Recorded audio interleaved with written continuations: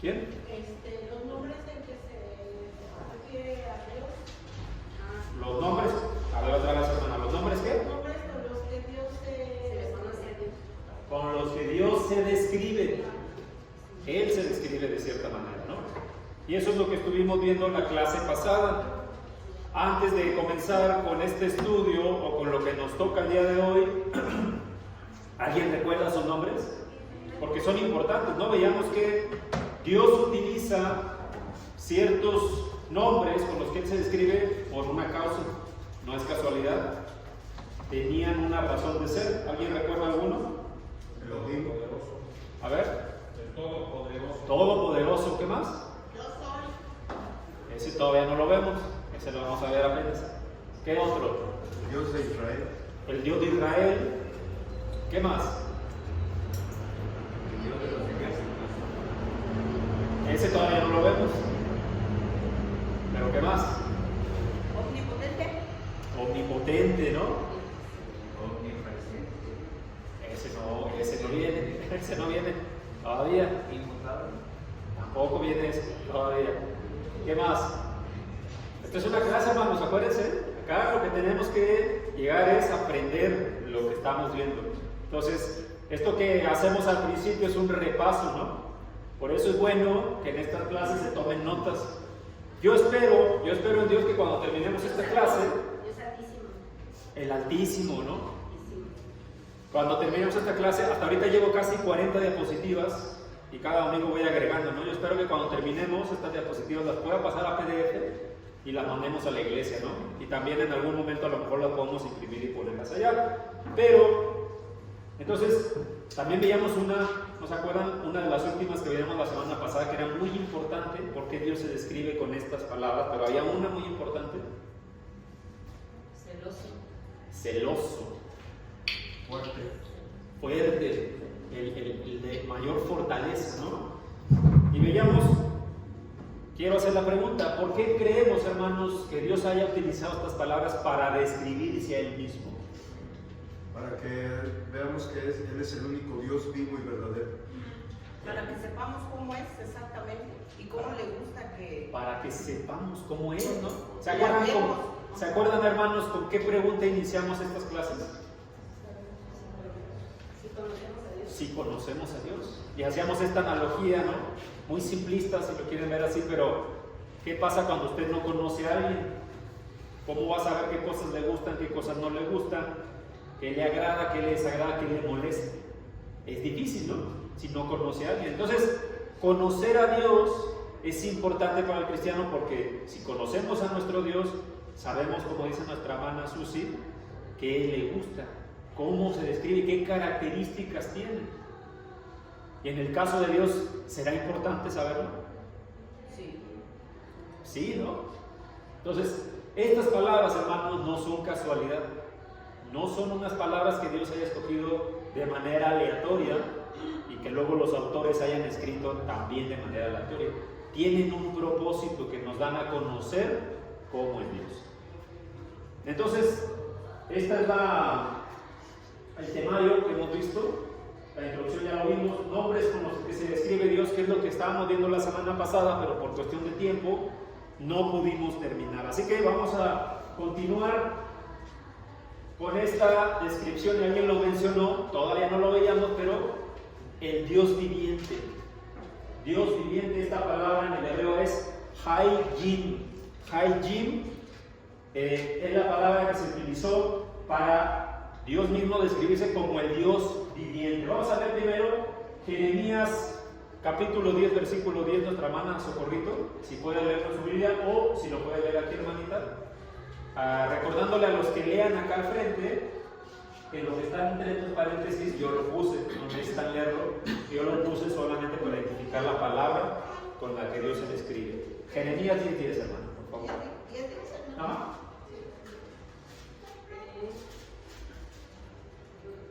Los falsos dioses y el Dios verdadero. Oíd palabras de Jehová, los poderosos, pocas de Israel. Así dijo Jehová: no aprendáis el camino de las naciones ni de las señales del cielo. Tengáis temor, aunque las naciones las teman, porque las costumbres de los pueblos son falibles.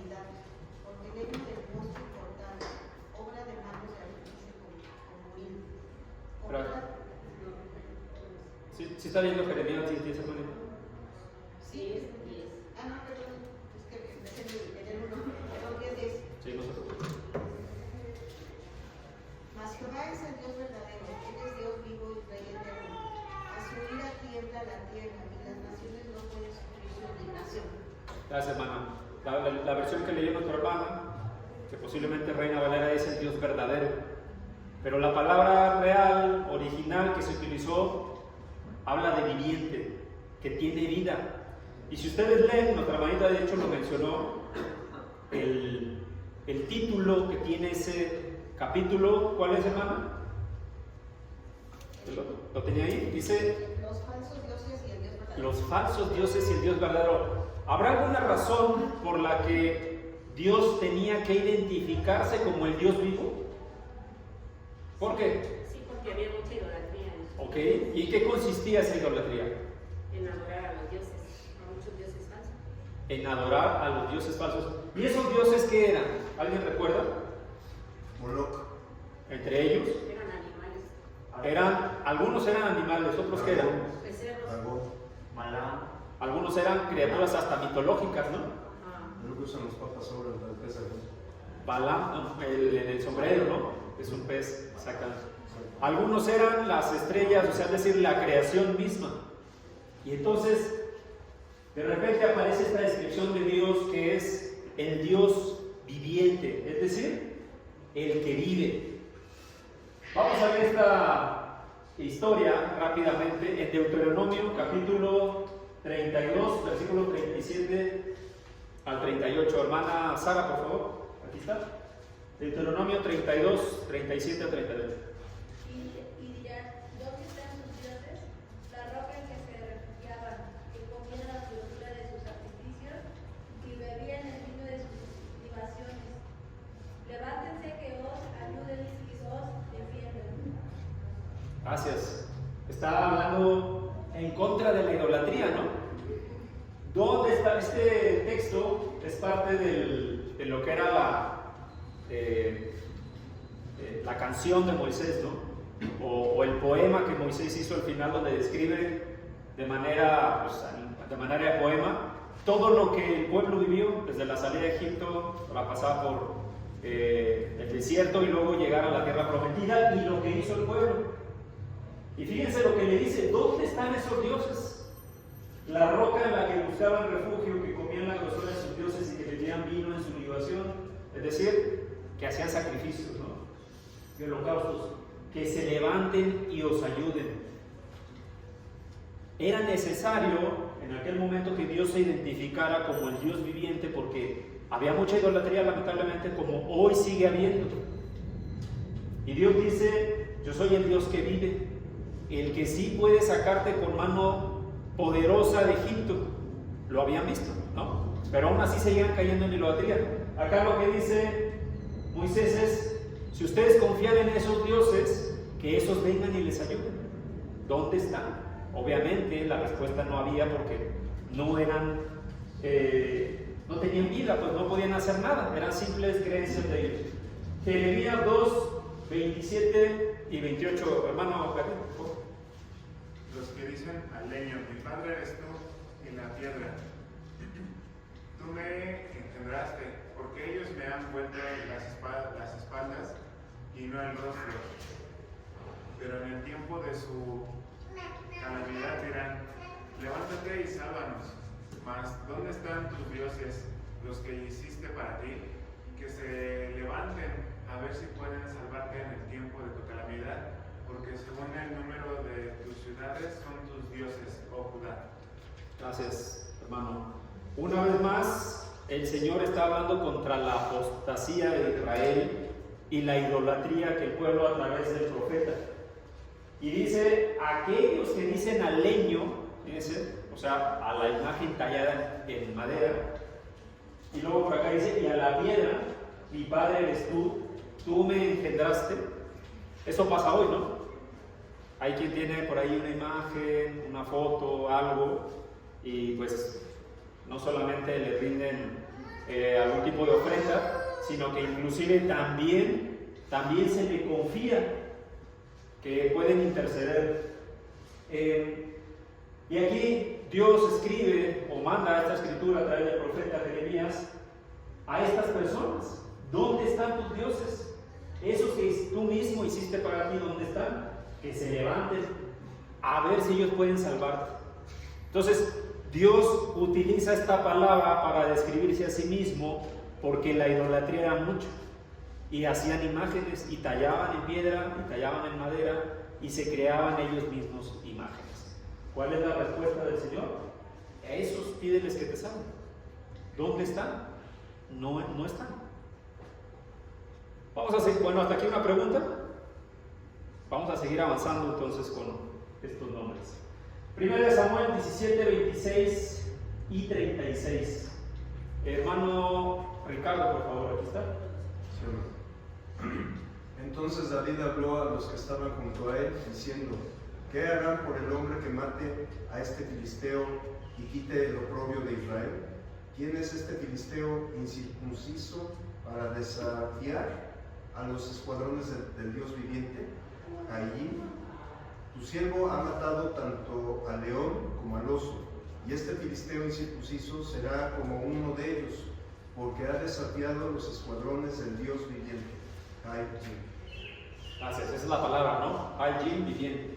Entonces, hermano, usted mismo, ¿por qué cree que David en este caso hablaba de esa manera y describía a Dios como el Dios viviente? Ya habíamos visto que en Deuteronomio Moisés escribe en este poema o en esta canción acerca de la idolatría y cómo esos dioses pues no tenían ningún poder. Y acá David habla el Dios viviente. ¿Cuál es la diferencia, hermano? ¿Por qué lo hace? Y hay que entender el contexto, ¿no? Este filisteo era Goliat, al que estaba quejando al pueblo.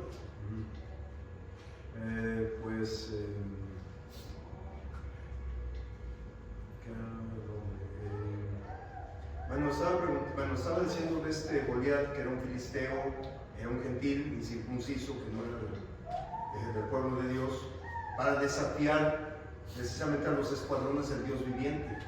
O sea, David sabía que en su corazón, que precisamente Yahweh, Jehová, o Yud-Kei Vav-Kei, es el único Dios vivo y verdadero contra sus dioses, con D ultra D minúscula, es más, ni debería tener la D.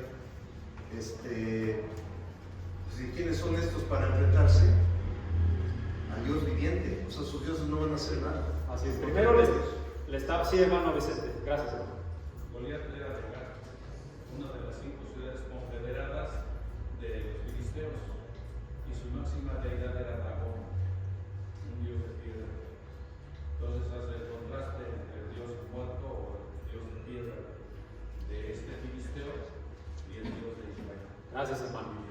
Ahí está el contexto, ¿no? Entonces, esos dioses en los que confiaban, recuerden que incluso llegaban a amenazar al pueblo, ¿no? ¿Cuántos días habían pasado sin que el pueblo hiciera nada? Y el rey tampoco hacía nada. Saúl en este 40 días, imagínense, no había hecho nada. Y llega David y dice: ¿quién es este que ha desafiado a los escuadrones del Dios viviente? Desde ahí, ya David mismo está diciendo lo que iba a decir después. Es Dios el que me va a entregar o te va a entregar en mi mano, no yo. El que pelea es el Dios. Más adelante vamos a ver otra descripción que Dios hace de sí mismo cuando revela su nombre, que es muy parecido a esto y que para mí es una de las descripciones, digamos, más soberanas que podemos encontrar en las Escrituras. Y entonces es muy importante el contexto, porque estos hombres eran idólatras. Tenían ídolos de piedra. ¿Qué podían hacer estos contra el único Dios que es viviente? Nada. Y ya lo vimos, ¿no? Este hombre era un hombre que medía 3 metros casi, y que era un hombre, incluso Saúl lo describe, ¿no? Ha sido un hombre de guerra desde su juventud. Pero ellos no estaban confiando, en este caso David, no estaba confiando en él mismo, sino en el que tiene el poder. ¿Sí, hermano? Se dice, hermano, bueno, no lo dice la Biblia, por supuesto, pero en historiadores, que David creo que agarró 5 piedras, Sí, creo, pero porque este Goliat tenía 5 hermanos o 4 hermanos más o algo así. No sé si será cierto o no, que tenía creo que 4 hermanos más en Oriente.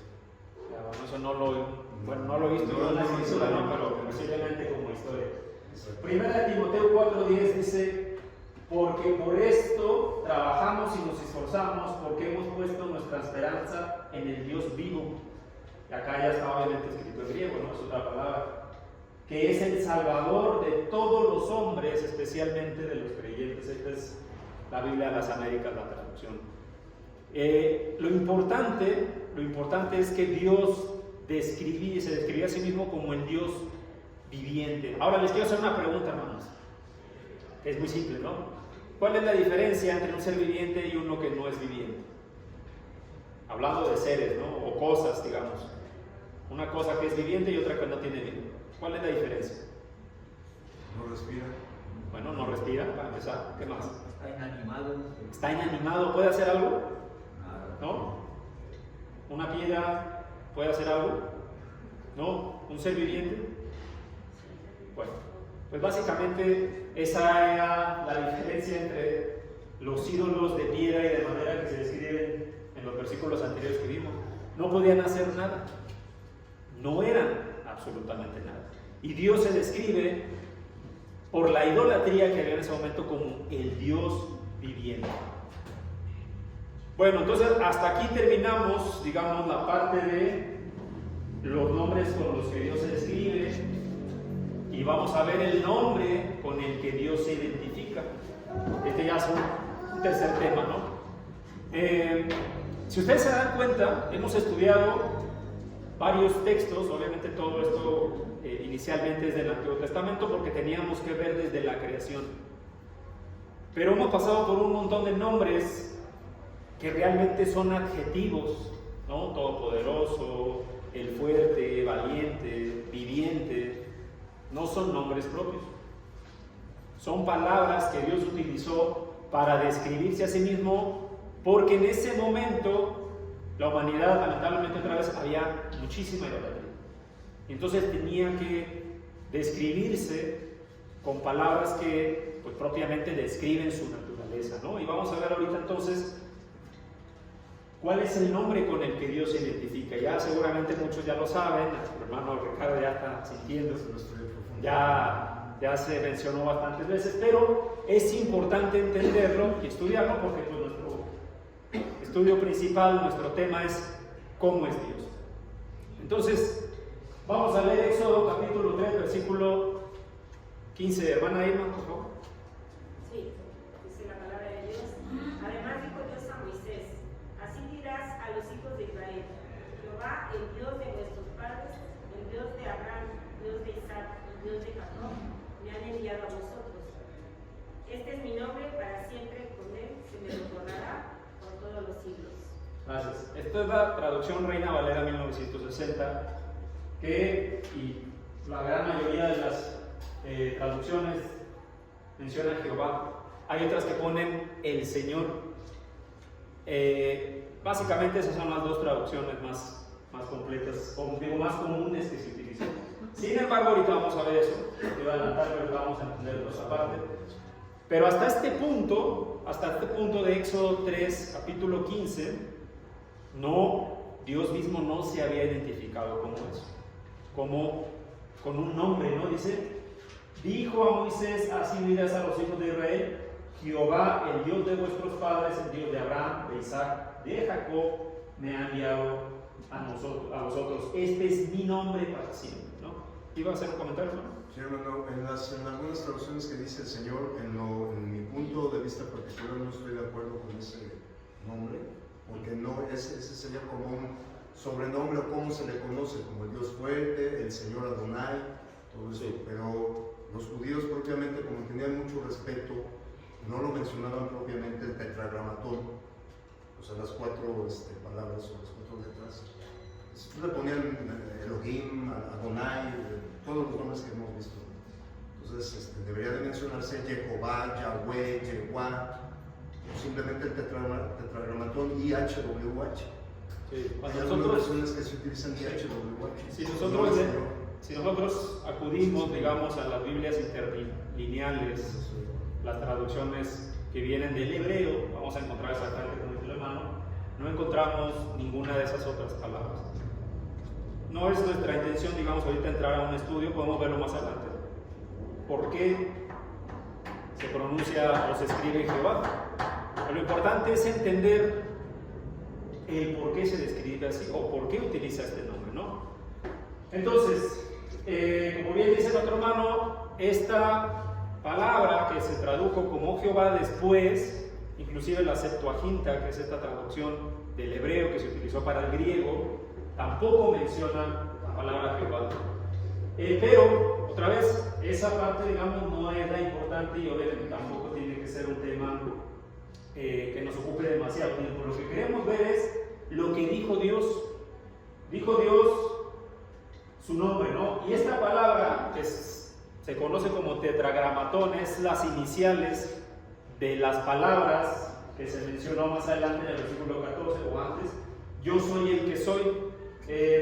¿Quién puede leer por ahí Éxodo 3:14, por favor? El que tenga la mano, perdón, el que tenga el texto, por favor, levante la mano que lo lea. Hermana Yana. Y respondió Dios a Moisés, yo soy el que soy, y dijo, así dirás a los hijos de Israel, yo soy, me envió a vosotros. Gracias. Esta palabra, yo soy el que soy, o esta frase,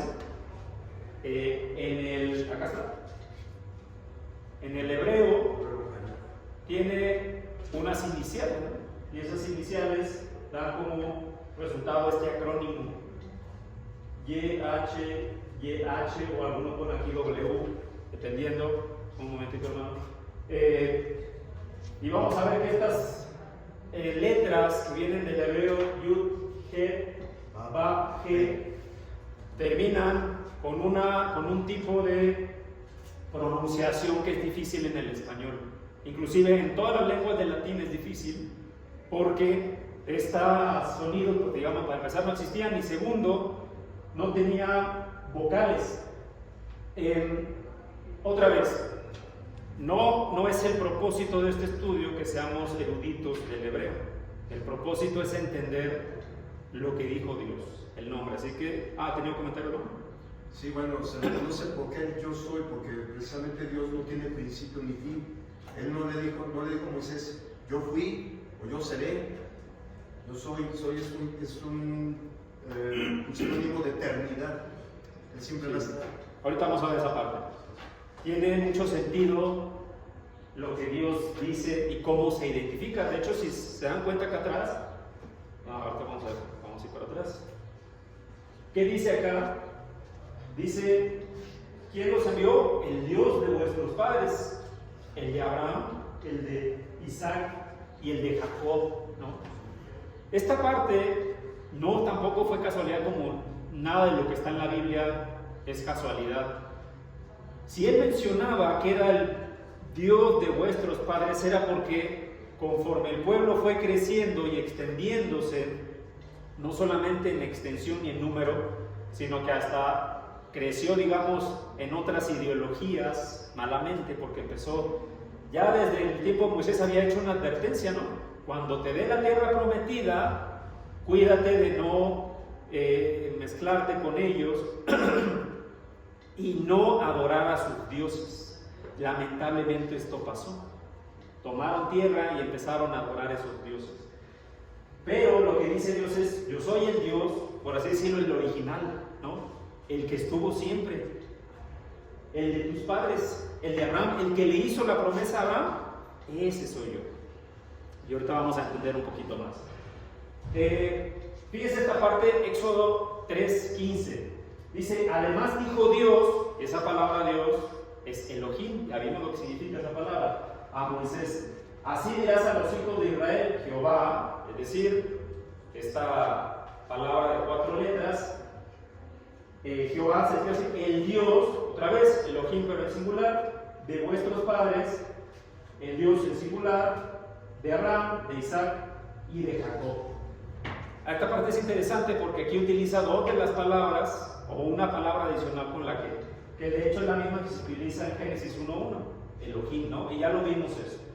Entonces aquí está haciendo una distinción propiamente entre el nombre propio, ¿no? Si ustedes buscan en los diccionarios Strong y Vine, van a encontrar YHWH o YH, y la descripción es el nombre propio de Dios.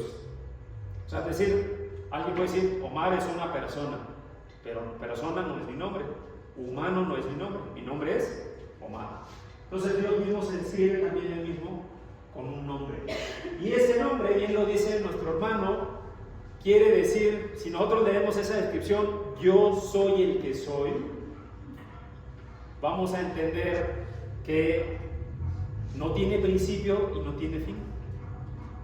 Y esto es algo que el Señor Jesús, cuando Juan tiene esta visión en el Apocalipsis, dice: yo soy el alfa y el omega. Y hace exactamente una descripción con otras palabras, ¿no? El ser humano, habíamos visto, ¿se acuerdan cuando vimos las primeras diapositivas de este estudio? Dijimos que había unas limitaciones, ¿no? Mientras estudiamos a Dios. ¿Alguien recuerda cuáles eran esas limitaciones que teníamos mientras estudiábamos esto? O sea, que no fuéramos eruditos en el hebreo. Bueno, para empezar, ¿no? Pero también es que nuestro conocimiento y nuestra inteligencia es limitada. Y nosotros no tenemos ni el conocimiento, ni la sabiduría, ni la inteligencia que Dios tiene, ¿no? Y la prueba está cuando Job, ahí en el capítulo 40, Jehová le responde, ¿no? ¿Y qué le responde? ¿Dónde estabas tú cuando yo creé los cielos y la tierra? ¿No? ¿Tú sabes las medidas? ¿No? Y ya de entrada esa pregunta nos hace sentirnos así como que, bueno, realmente pues era un poco necio, ¿no? Tratar de entender cosas que el hombre no puede comprender. Es difícil a veces poder llegar a, desde nuestra perspectiva humana, poder llegar a comprender cómo algo no tiene principio ni tiene fin. Hace mucho escuché en un documental que alguien decía: el ser humano invierte millones, y ya lo hemos comentado, ¿no? Hace tiempo, invierte millones de dólares y de recursos en tratar de entender el universo, ¿no? Y hablábamos del telescopio Hubble, ¿no? O hablábamos del acelerador de partículas que está en Suiza, creo, no sé dónde, por ahí en Europa. Y todos esos inventos que cuestan literalmente millones de dólares y han tardado décadas en construirlos, el único propósito, ¿saben cuál es? Entender el origen del universo. Ambos, ¿no? Tanto el acelerador de partículas como el telescopio. Y alguien decía, pues sí, podemos enviar un telescopio, una sonda que vea millones de años luz hacia atrás en el tiempo y que pueda ver el Big Bang, dónde se originó o cómo se originó. Pero esta persona, este documental decía, pero hasta ahí nos vamos a quedar, porque la pregunta que va a venir después va a ser: ¿quién hizo eso? ¿Por qué lo hizo? Y entonces otra vez, ¿no? Esto nos lleva a las escrituras en los salmos, ¿no? Acerca de la sabiduría. Simplemente debería ser el temor de Jehová. Pero hay quien pretende malamente pues ir más allá. Entonces Dios se describe en su propio nombre como el que es y el que será. Algún tipo de paráfrasis puede ser el que existe porque existe. Para nosotros, pues obviamente, otra vez puede llegar a sonar confuso. Sin embargo, más adelante, cuando tengamos en este mismo estudio la clase que tiene que ver con los atributos de Dios y vamos a ver la eternidad, vamos a llegar a entender ese tema más adelante, ¿no? Vamos a seguir avanzando.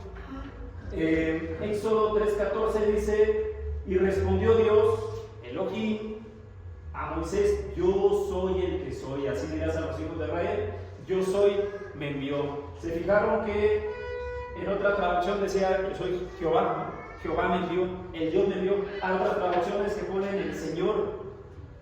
Entonces, otra vez, vamos a entender después que, como ya comentó nuestro hermano Ricardo, los judíos dejaron de pronunciar ese nombre por respeto.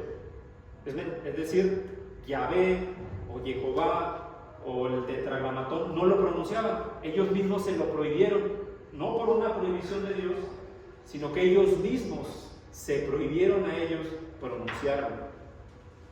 Y los historiadores, ¿qué es lo que dicen? Los historiadores dicen que llegó un momento, después de siglos, que ellos olvidaron la pronunciación.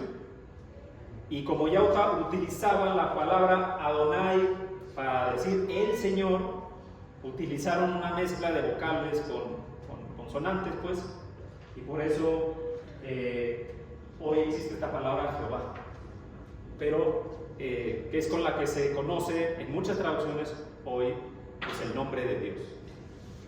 Éxodo capítulo 6, versículos 2 y 3. Por cierto, se me olvidó mencionar acá abajo que la primera ocurrencia de la palabra Jehová es en Génesis 2:4. Ojo, sin embargo, recuerden que es un escrito, pues, de Moisés, ¿no? Sin embargo, no se había conocido así. Fíjense la palabra, dice: estos son los orígenes de los cielos y de la tierra, cuando fueron creados el día que Jehová, y ahí viene la palabra, Jehová Dios Elohim, hizo los cielos y la tierra. Y este contexto, si ustedes leen Génesis 2:4, es cuando, o todo el capítulo 2, es cuando el hombre ya es creado y empieza Dios a tener una relación con el hombre. Y una relación, ¿cómo era esa relación, hermanos? ¿Cómo hablaba Dios con el hombre en aquel momento de la creación? Personal. Cuando empieza a hacer una descripción, la escritura de Dios teniendo una relación con el hombre, es cuando por primera vez vemos esta palabra, este nombre de Dios. Y eso nos debe hacer entender, hermanos, que Dios quiere, como habíamos visto en un estudio anterior de esta misma serie, que Dios quiere que le conozcamos. Vuelvo a hacer la referencia que hacía semanas atrás, ¿no? Hay quien llega a pensar que Dios es un Dios que quiere permanecer oculto, que es misterioso y que hay que resolver acertijos y cosas así, ¿no? Enigmáticos. La realidad es que no es así. La palabra es muy clara. El conocimiento de Dios es la sabiduría, dice la Escritura. Dios quiere y desea que le conozcamos. Vamos a seguir avanzando. Éxodo 6, versículos 2 y 3. Hermanita Ceci, no sé si nos puede ayudar a leer el texto. Está aquí, si no, en su Biblia. Habló todavía Dios a Moisés y le dijo: yo soy Jehová. Y aparecí a Abraham, a Isaac y a Jacob como Dios omnipotente. Mas en mi nombre, Jehová, no quería conocer a él. Gracias. Este texto es muy interesante porque dice: yo soy el mismo Dios. Estoy parafraseando lo que dice: yo soy el mismo Dios que apareció a Abraham, a Isaac y a Jacob, pero no me di a conocer por mi nombre. No me di a conocer por mi nombre, sino cómo me presenté a ellos, que ya lo habíamos visto, ¿se acuerdan? ¿Cómo dice aquí que se presentó? Como Dios omnipotente. Él dio sus características como ya habíamos visto. Él se describió a sí mismo con unos ciertos nombres, con unos ciertos adjetivos. Y ya habíamos visto que significa omnipotente, ¿no? Esta palabra, El Shaddai, Dios omnipotente. Dice: pero más, la mismo, más mi nombre, pero mi nombre, por mi nombre no me di a conocer, por mi nombre Jehová, no me di a conocer a él. Pero, esto es importante otra vez porque dice: soy el mismo Dios.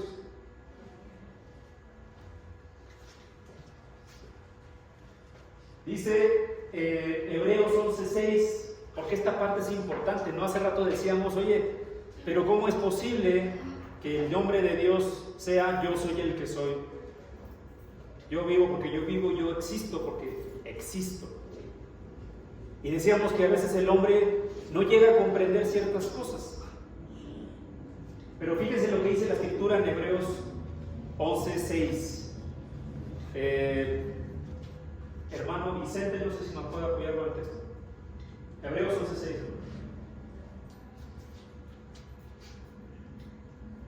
Pero sin fe es imposible agradar a Dios, porque es necesario que el que se acerca a Dios crea que le hay y que es galardonador de los que le buscan. Gracias. Para nosotros creer en el Creador, pues, ¿qué dice aquí? Es necesario que creamos que existe, ¿no? Ese es el primer paso. Y otra vez, si no llegamos a comprender que Dios existe porque Él existe, que es porque es Él, dice, porque tal vez Acá hay algo que nos falta todavía, ¿no? Para creer, es necesario que creamos que hay un Dios.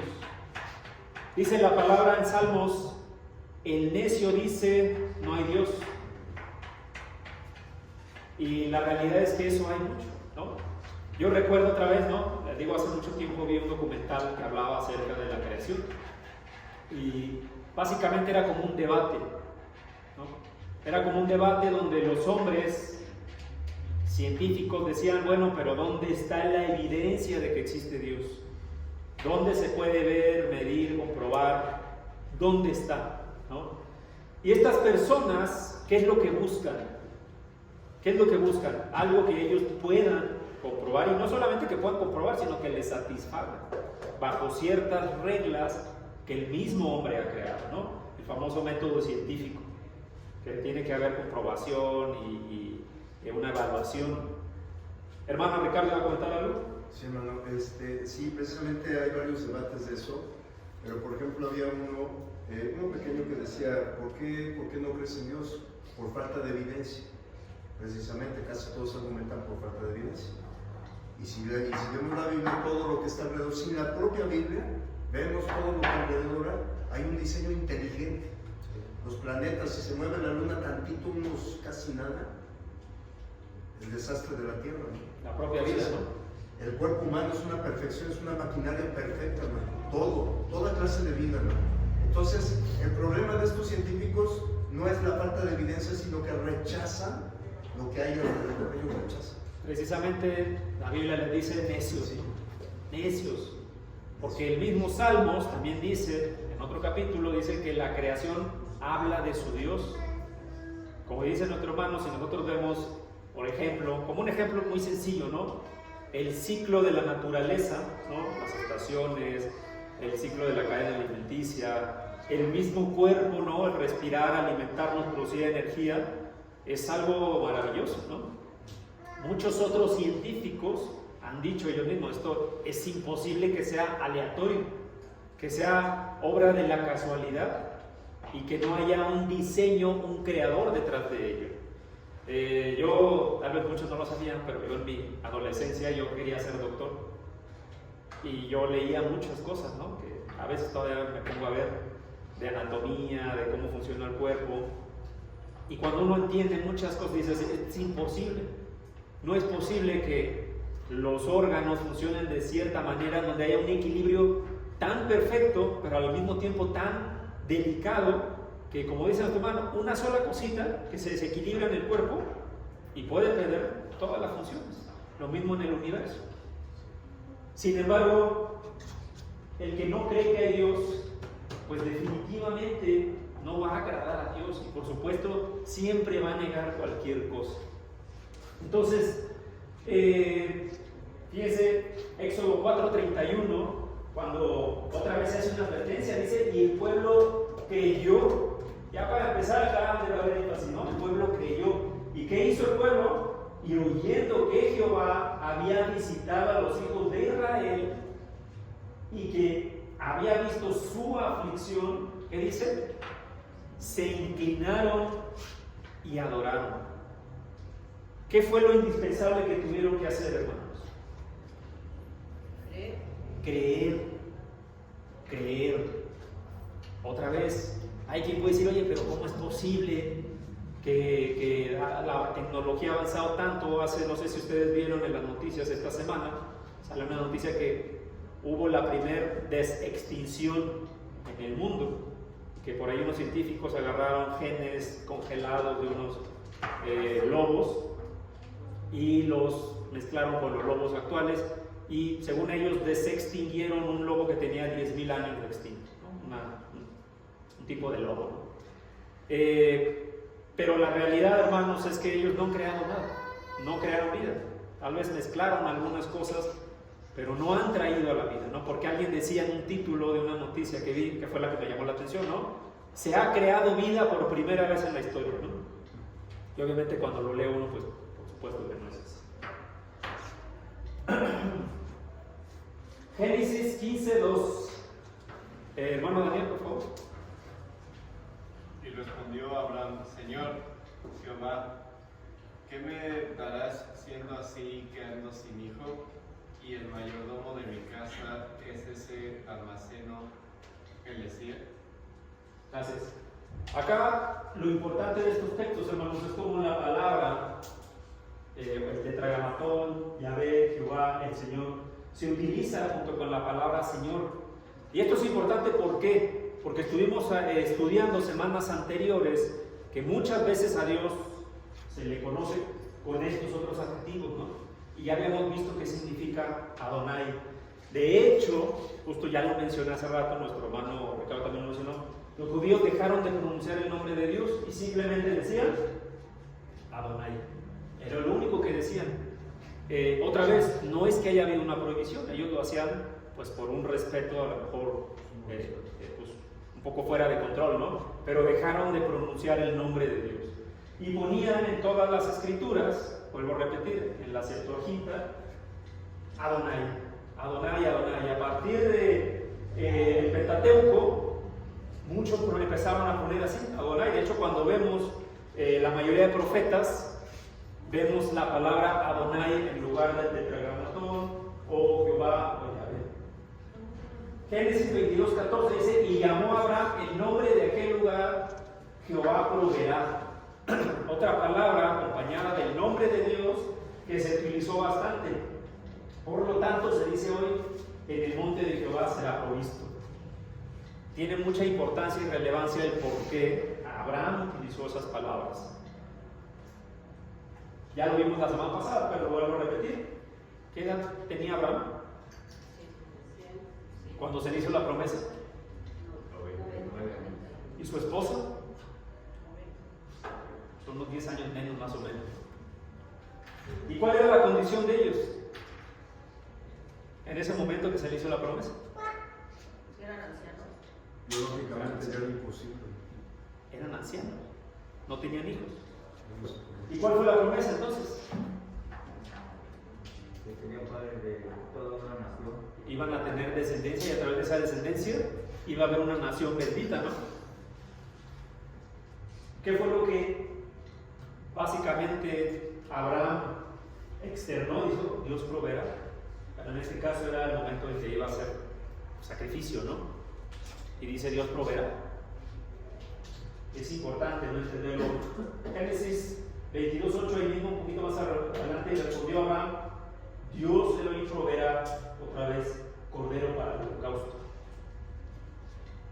El Señor utiliza todas estas palabras para describirse también algunas cosas que Él hace por nosotros, como proveer. Cuando nosotros damos gracias a Dios, le damos gracias por muchas cosas, ¿no? Allá atrás hay un librito, un cuaderno, y ustedes, toda la iglesia, la membresía, apunta algunas cosas, ¿no? Entre ellos peticiones de oración, pero también acción de gracias, porque Dios nos ha provisto de cualquier cosa que para nosotros sea importante, ¿no? Ya sea salud, trabajo, alguna cosa que hayamos pedido, pero lo importante es que sepamos que el que provee, ¿quién es? Dios. Otra vez, hermanos, todo lo que Dios dice de su nombre no es casualidad en las Escrituras, tiene un porqué. Y si Dios dice que Él es el proveedor, es algo que no debemos olvidar. El hombre muchas veces peca cuando él mismo se da a él mismo la gloria de las cosas que le suceden, ¿no? No, es que yo soy bien inteligente y soy bien bueno para esto, y mira, gracias a eso tengo esto. Yo soy bien pilas, ¿no? Yo soy bien esto, soy bien otro. Y no le damos la gloria a Dios. Cuando realmente Dios desde el principio nos ha dicho que el único que provee es Él. Para mí esta es la descripción que Dios hace de su nombre, junto con otra palabra más, no sé cómo llamarla, gloriosa, cuando Dios se identifica como Jehová de los ejércitos. Seguramente todos lo hemos escuchado, ¿no? Y quiero hacer la pregunta, iniciando con preguntar, cuando escuchamos a alguien hablar de ejército, ¿qué es lo que nos imaginamos? Muchos. Muchos, ok. ¿Qué más? ¿Qué tienen en común esos muchos? Guerreros. Bueno, guerreros, ¿qué más?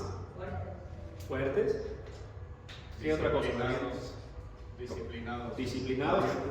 Valientes. Que van a una guerra, ¿no? Que van a una guerra, pero que además tienen un objetivo en común.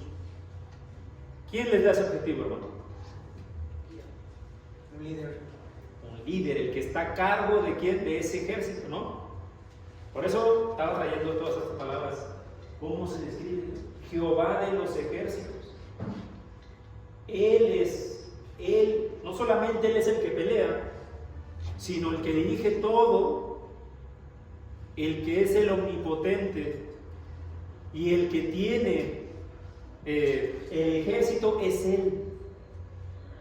En aquel tiempo, si nosotros empezamos a ver esta descripción de Jehová de los ejércitos, se empieza a hacer particularmente cuando el pueblo empezó a tener batallas.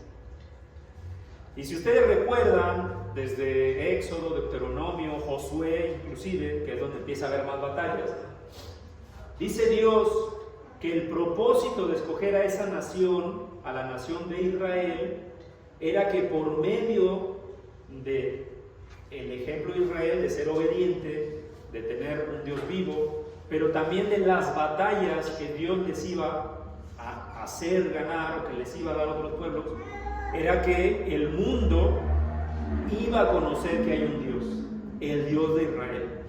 Entonces, esta palabra para mí tiene mucho significado porque ¿quién iba a pelear en esas batallas? ¿Se acuerdan cuando Dios le dice no solamente a Moisés, sino ya particularmente más a Josué, ¿no? Toma a todos los hombres a partir de 20 años y que no tengan una discapacidad básicamente, ¿no? Todos ellos pueden ir a la guerra. Y tenían que hacer muchas cosas, ¿no? Tenían que batallar, pelear contra naciones poderosas. Me llama particularmente la atención lo que pasó con Jericó. Era una ciudad que básicamente estaba amurallada. Todo el pueblo, Jericó y otras naciones, ya sabían que el pueblo de Israel había derrotado a otros pueblos. Y dice la escritura ahí en Josué que se atemorizaba. Dice, desfallecía su corazón. Pero ¿cómo derrotó el pueblo a Jericó? ¿Cómo fue la derrota? Cuando los levitas dieron las vueltas. Tenían que derrotar a una nación, ¿no? Poderosa. ¿Lo derrotaron a base de fuerza? No. ¿Lo derrotaron a base de espada? ¿De número? ¿Cómo lo derrotaron? Alguien podría decir, oye, pues... Con la ayuda de Dios, con la Obediencia. Exacto. Dios es el que peleó esa batalla. ¿Y ellos qué hicieron? Hermano, obedecieron. Imaginen, yo a veces me puedo pensar, ¿no? Imagínense ustedes, todos nosotros, que en ese momento estemos ahí y que nos digan, para derrotar a esa nación, vamos a dar vueltas. Primero va a ir el arca con los sacerdotes, y luego vamos a ir los guerreros, y luego todos los varones. Y cada vuelta, una vuelta al día, cada vuelta, sonar la trompeta. Y al séptimo día vamos a dar 7 vueltas, suena la trompeta y ahí vamos a gritar y así vamos a derrotar al pueblo. ¿Usted lo hubiera querido, hermano? Bueno, deberíamos haberlo querido. Si era el Dios que había liberado al pueblo, sería a lo mejor complicado, ¿no? Por eso decíamos que, decía la escritura acá en Hebreos, para creer y agradar a Dios es necesario que creamos que existe. Y si Dios dice que Él es el Dios de los ejércitos, ¿quién va a pelear las batallas? Él va a pelear las batallas. Él es el Dios de los ejércitos, el soberano. Ahí, a nivel marcial del ejército hay rangos, ¿no? ¿Y quién es el mero mero? El general, ¿no? O el coronel. Bueno, yo no sé mucho de eso, la verdad. No sé si es el coronel o el general, pero hay uno que es el de hasta arriba, ¿no? Que tiene un montón de aquí coliges y toda esta onda. Bueno, Jehová es el soberano. Dice la escritura en 1 Samuel 1:3, este hombre subía todos los años de su ciudad para orar. ¿De quién está hablando acá? Para adorar a Dios, el canto. Está hablando del padre de Samuel. este hombre subía todos los años de su ciudad para adorar y ofrecer sacrificio al Señor. Eso es lo que dice la Biblia de Samaritas, pero es a Jehová. Ahí está, con otra palabra que se pronuncia Sabá, ¿no? Hasta que tiene otra letra por ahí, Sabá en Silo. Y los dos hijos de Elí, Ofni y Finés eran sacerdotes del Señor. Ahí, Salmo 24:10. ¿Quién lo lee? Hermana Susi. Nadie sabe todo. Dice, ¿quién es este rey de gloria? Jehová de los ejércitos, dice, es el rey de la gloria. Fíjense la descripción que hace de Dios. ¿Quién es este rey de gloria? Pregunta. Ya para empezar habla de un rey, ¿no? Que no es terrenal, ¿no? Sino un rey de gloria. No está hablando de los reyes de Israel ni de otras naciones. Dice, ¿quién es este rey de gloria? Jehová de los ejércitos. Él es el rey de la gloria. ¿Se dan cuenta de lo que completa esta palabra de los ejércitos? La soberanía con la que describe a Dios.